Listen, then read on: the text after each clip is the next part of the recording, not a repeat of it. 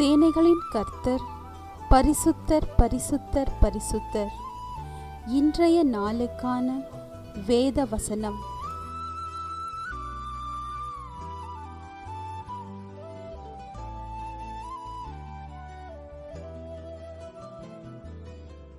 கர்த்தராகிய நான் பரிசுத்தராயிருக்கிறபடியினாலே நீங்களும் எனக்கேற்ற பரிசுத்தவான்களாயிருப்பீர்களாக. நீங்கள் என்னுடையவர்களாயிருக்கும்படிக்கு உங்களை மற்ற ஜனங்களை விட்டு பிரித்தெடுத்தேன்.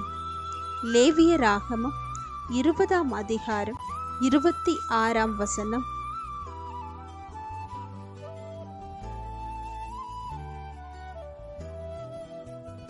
You ought to be holy to me, because I, the Lord, am holy, and I have set you apart from the nations to be my own.